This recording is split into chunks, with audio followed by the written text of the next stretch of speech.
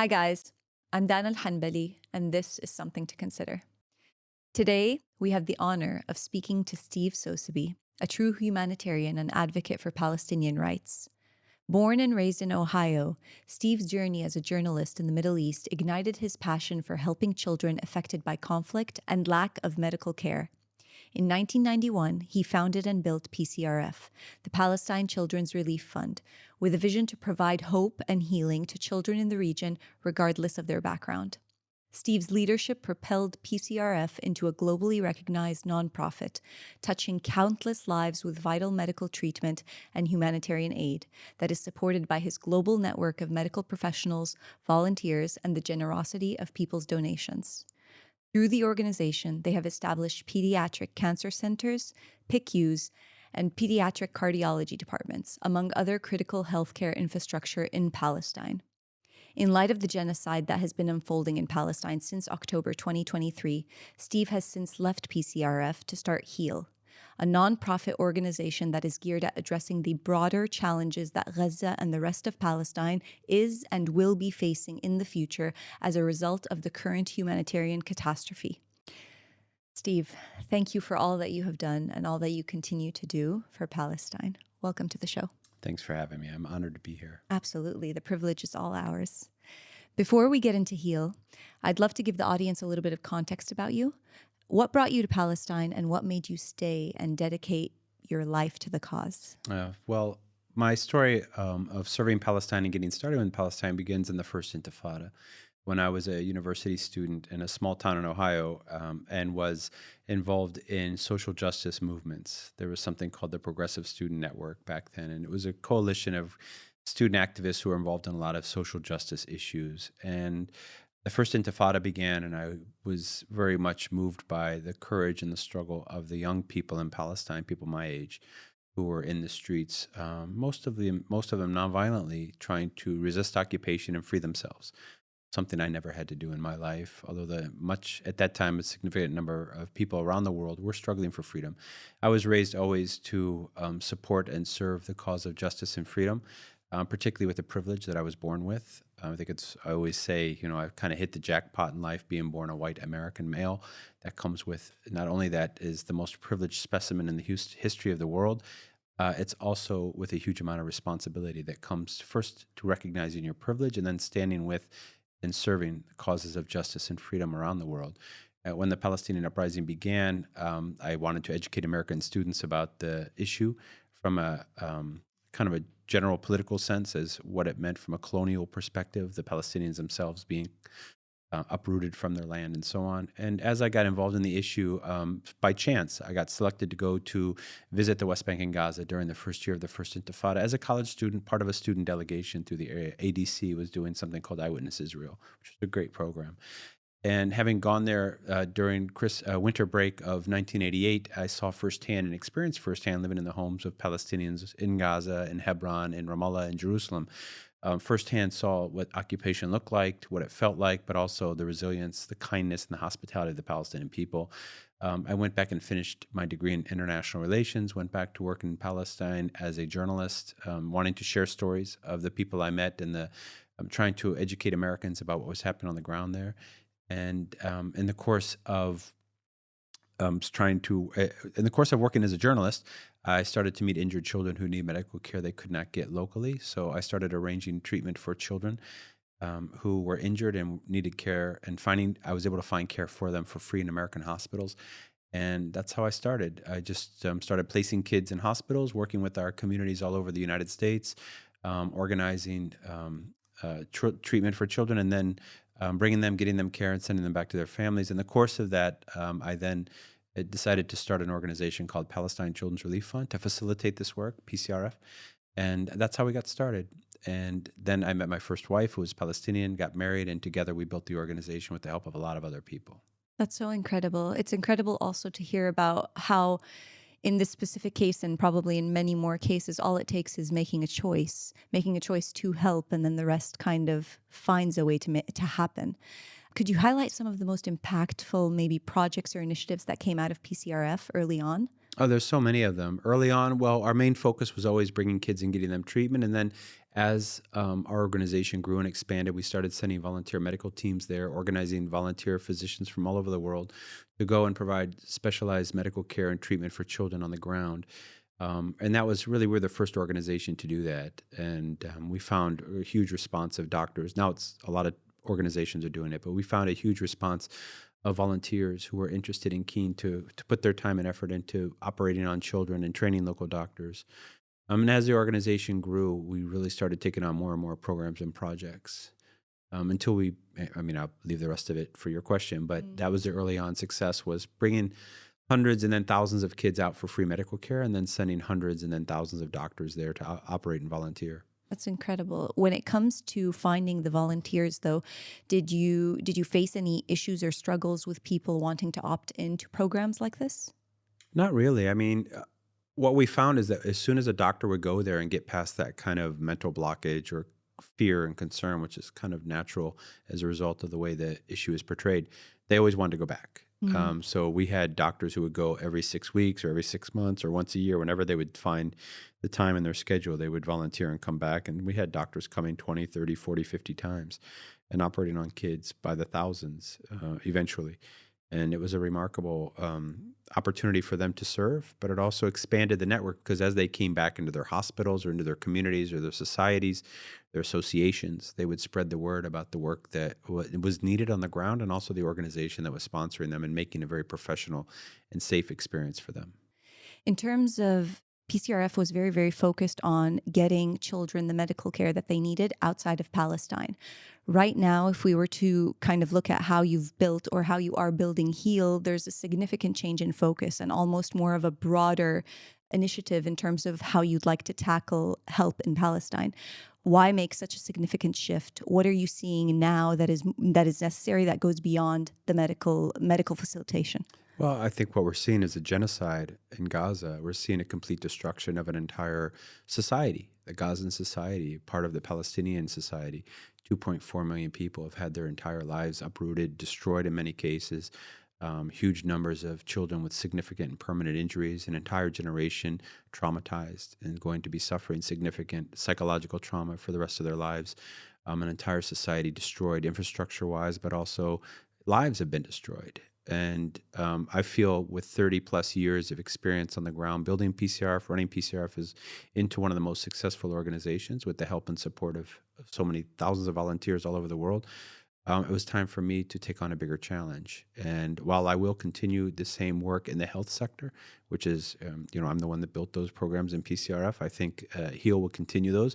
But I also think we need to take on a broader focus when it comes to other areas that really need the kind of attention that I've learned to develop. And I think the most effective way that we can really impact the lives of the Palestinians is to use the talent and skills that are available in the international community on a volunteer basis. There's people in every background, in every walk of life, and that's where PCRF was successful. As I mentioned, we had literally thousands of volunteer doctors and nurses from all over the world who gave their timing to come and build our health programs, which resulted in huge success.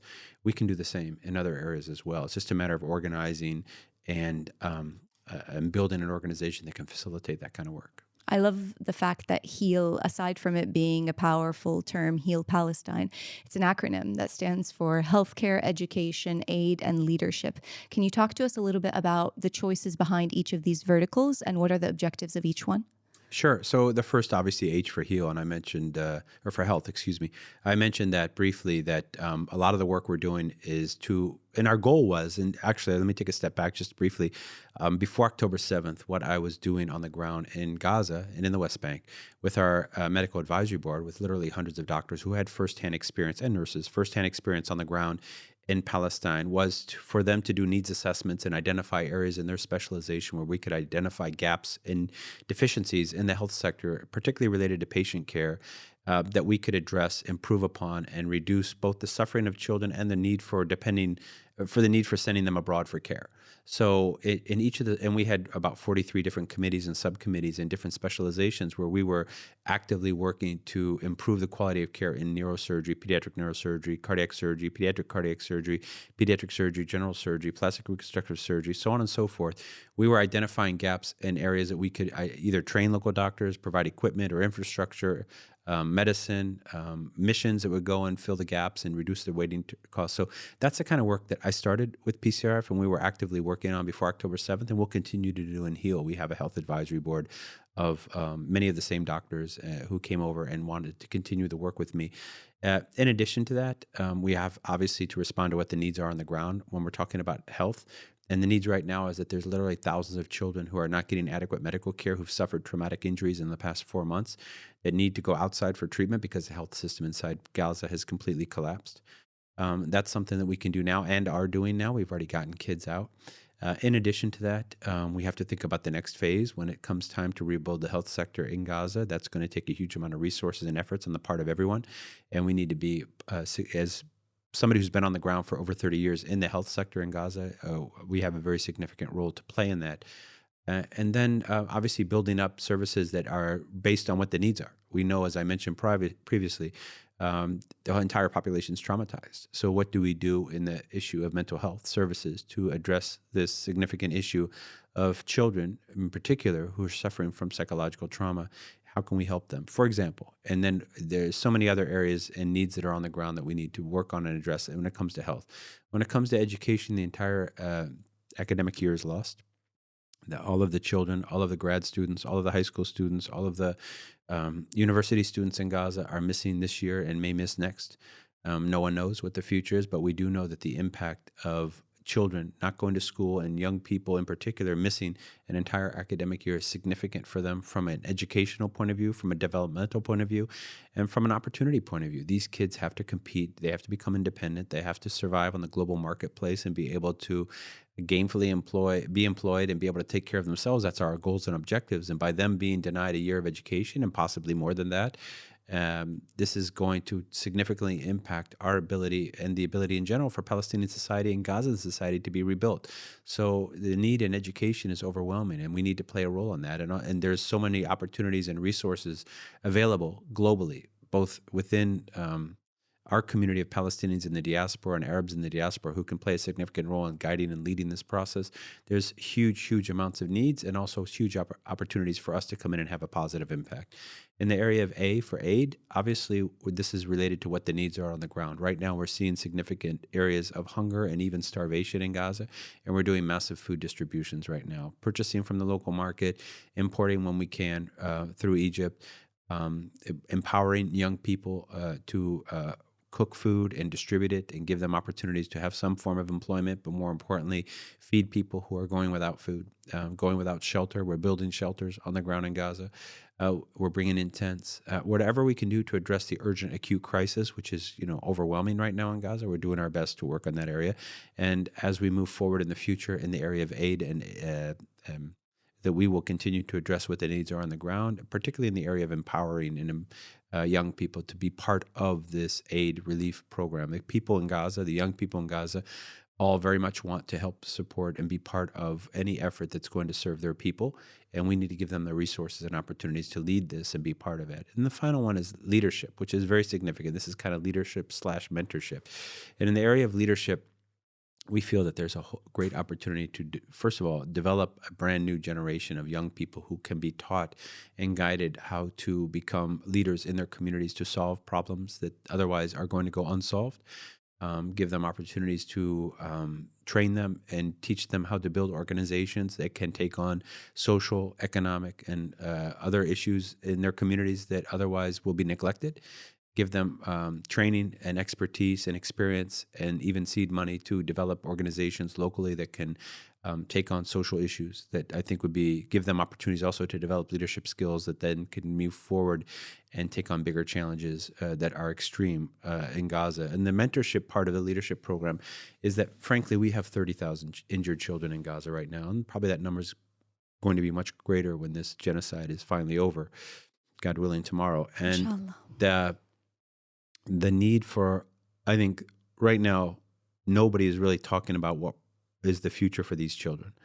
Who's going to come in and rebuild the lives of Gaza's children? Everyone's talking about rebuilding Gaza, but they're talking about the physical structures. They're talking about the infrastructure and the buildings and the hospitals and the schools, which need to be rebuilt. And hopefully, everybody will understand that has to be done quickly, and the resources available from governments should be focused to rebuild Gaza. But the responsibility of rebuilding the lives that have been destroyed and shattered over the past 4 months of young people in particular in Gaza is our responsibility, is the responsibility of the Palestinian community outside. One of the most talented, developed, experienced, and capable diaspora communities in the world. There's no reason why the Palestinian community and the Arab community and those of us who stand with the Palestinian people in their struggle for freedom cannot put together a platform and a program and an initiative that takes responsibility for the lives of every one of these children and helps guide them through the course of recovery, whether that is a physical recovery, whether that is a social mental health recovery, and then provides them opportunities to have a fruitful future through education, through mentorship, through training, through vocational support, whatever it is that we can get these kids independent and give them opportunities to have a meaningful life and a meaningful future. We have those skills and the abilities in our diaspora community by the millions who are willing to do it. And by the way, it's not just Palestinians, although it certainly is a Palestinian cause and one that which the Palestinians should lead this process.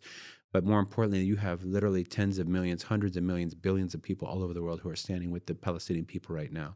We need to harness and garner that support into something meaningful and constructive. It's not enough to just be marching in the streets, although that's important, and I do that as well.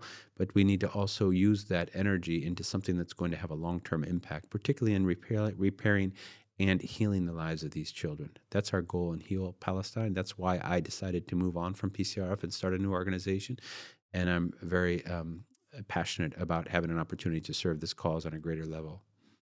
I think that's so incredibly well said.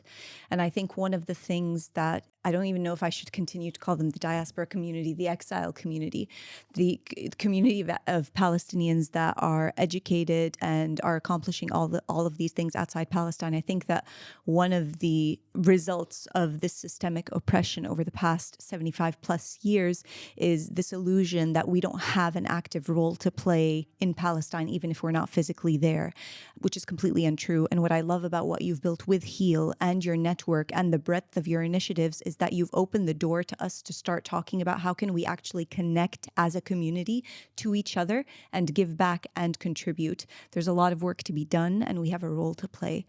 What role do you think international organizations and potentially governments can play in what it is that you are trying to build? Or do you feel like a lot of it should be focused on a lot of these empowerment micro initiatives that you're doing within HEAL? That's a great question. And I haven't probably thought enough about what the role of large INGOs would have in this initiative.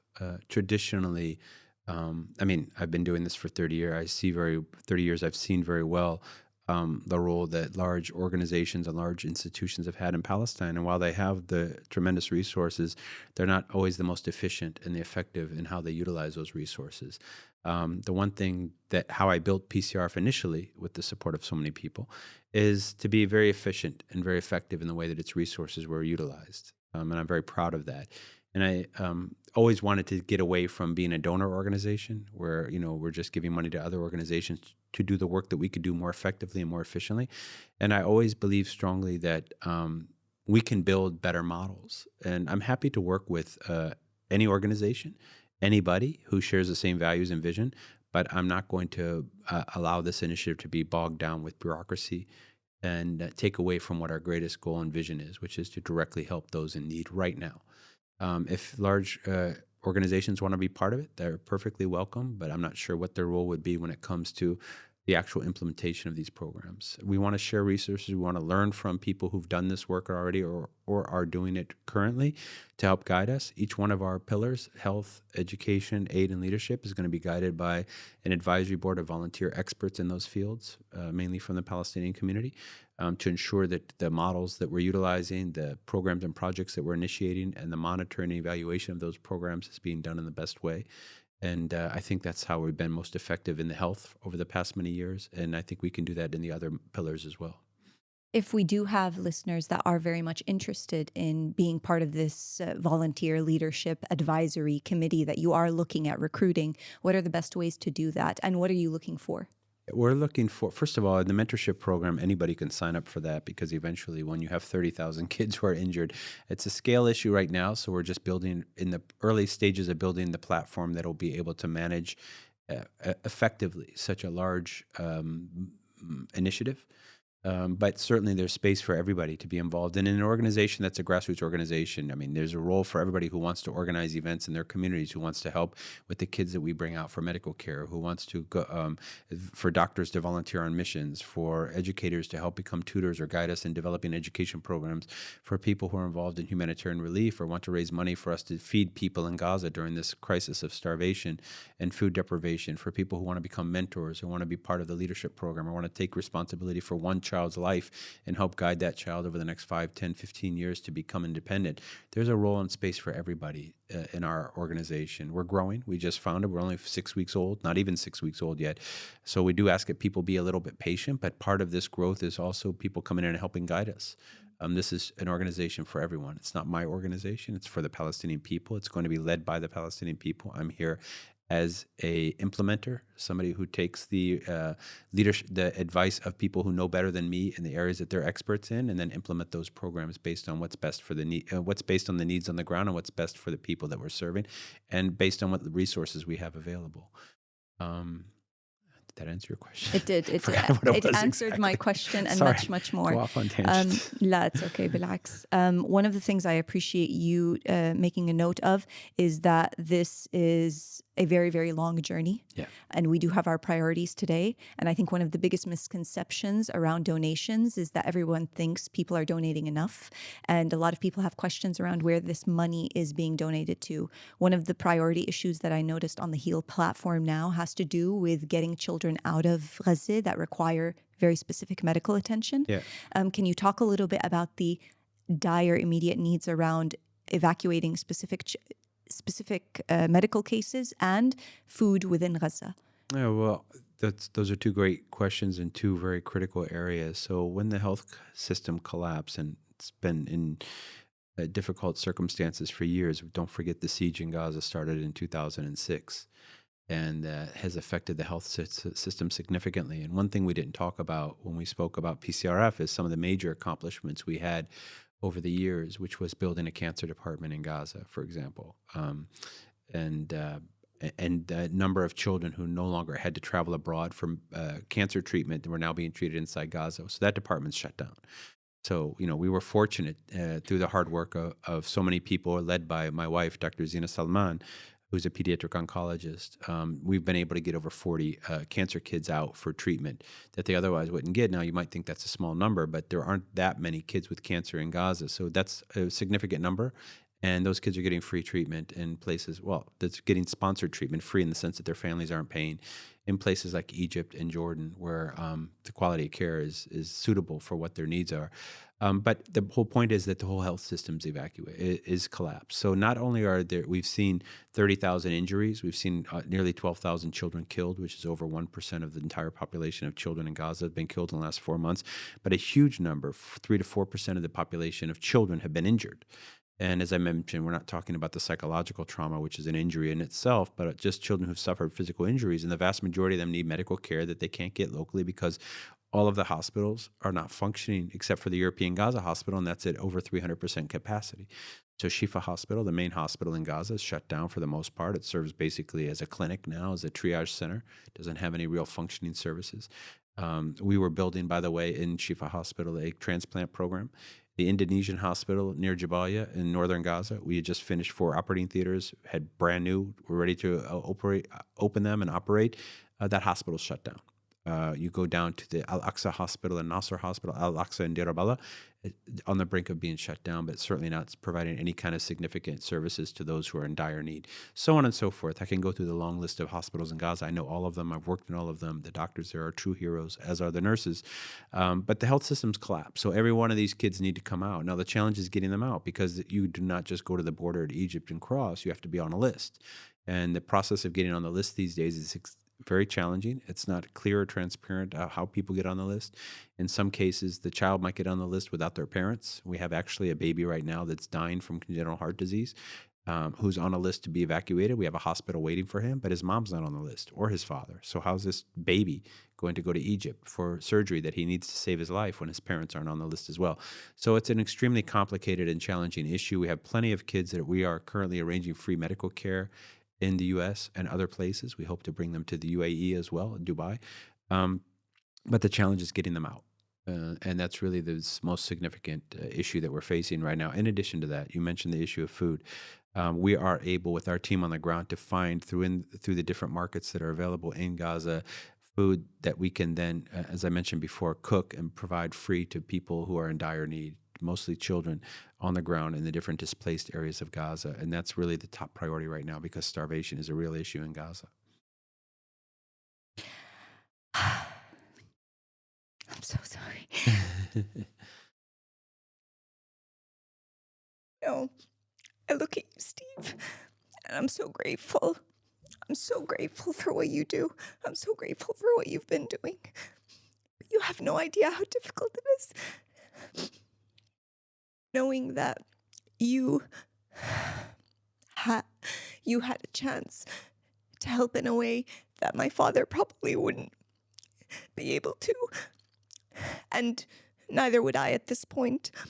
But I'm relying and I'm staying as committed as possible, I am, to the belief in the good that exists, in what I have seen come from this awakening. At a very unfair cost, but I have to acknowledge that there has been an awakening, and I'm so, so eternally grateful to people like you and this specific initiative. If I were to ask you what message you'd like to send to our audience about what is going on, because I think one of the things I do want to leave people with is that their voice matters, their donations matter, their actions matter, and we've gotten too far to give up or to get angry or to stay angry or stay resentful. What can we leave our audience with? Well, I think the biggest challenge we face right now is a community that's watching a genocide in front of our face every day. We're watching the killing of hundreds of children and the killing and injuring of hundreds of children every single day. We're seeing fathers claw at dirt to find their children buried under rubble. We see doctors collapse from exhaustion and amputating patients' legs and limbs without anesthesia. We're seeing physicians unable to use antiseptics to sterilize instruments, and medieval medical care being now applied to our innocent children in Gaza. We're witnessing this as human beings with feelings, with emotions, and the most dangerous thing for us, I feel, is to allow this absolute crime against humanity, against these innocent children, against our brothers and sisters, to turn us into angry, vengeful, hateful people. And that's not an easy thing because everything that's happening is completely conjures up emotions that are not healthy for any human being to carry inside of them. What I hope our community can always remind ourselves is that these emotions, as human as we are, need to be channeled into some positive action. The worst thing we can do, the thing that they want us to do, is to become vengeful and hateful. That one day we'll be blocking the border where starving children are on the other side of a wall and prevent trucks of food reaching these starving children. We're never going to be like that. And we're not going to allow ourselves to be like that. What we're going to do from this terrible genocide, which is unfolding every single day in front of our eyes, is show the people their love, compassion, and solidarity and rise up and stand with them. And not just through actions, which is fine on social media and what have you. Okay, share information, like it, but let's act. Children without legs deserve medical care. Burned kids who have endured the loss of their parents deserve love and compassion the rest of their lives. We have to commit ourselves to actions of healing and love and not turn to the dark side of hatred and anger, and even worse than that. We're better than that. that's what they want us to do, we're not going to go that way. We're going to go the alternative way, which is stand in solidarity and act in love and compassion and heal our children and show them that their lives matter and we've not abandoned them. We're not giving up. And we're going to continue the struggle until the people of Palestine are free. Amen to that. Steve, thank you so much for coming. I know this is a very short trip. I know you're visiting multiple countries and you're around. So I really appreciate you making the time to come join us for this episode. It's my pleasure. If I can just say one more thing, I don't want anyone to ever uh, thank me for what I do. It's an honor and a privilege to serve the Palestinian people and the Palestinian cause. And, I went through in my life the loss of my first wife, who was an amazing Palestinian woman. Um, she was strong, smart, funny, and the most probably humane person I knew. And she made me a much better person than I ever would have been without her. And she had so much courage. She married an American guy following her heart in Palestine, which is not an easy thing to do back during the first Intifada. And when I lost her, the grief, overwhelming grief that I felt, the only way I was able to get through the loss of my wife, God bless her soul, Huda al-Masri, was to channel that grief into serving the Palestinian people. And that's the way I healed as a person, as a man, as a spirit, whatever we are. And it's because I had the Palestinian cause, because I had the people to serve, something greater than myself, I was able to recover and become a whole again as much as one can. And therefore, don't ever thank me. I have to thank the Palestinians for giving me that opportunity. So just have to say that at the end. Thank you. You're welcome. Allah yarhamaha. Thank you. Thank you all, as always, for the privilege of your time. I'll be sure to add any of the links that we have referenced today to either donate or volunteer to be part of the advisory board for the HEAL organization. I will also make sure to add all of Steve's social media links, which I assume is the best way to connect with you if people are interested Sure. in doing so. Yeah. Okay, great. As always, I hope you found something to consider.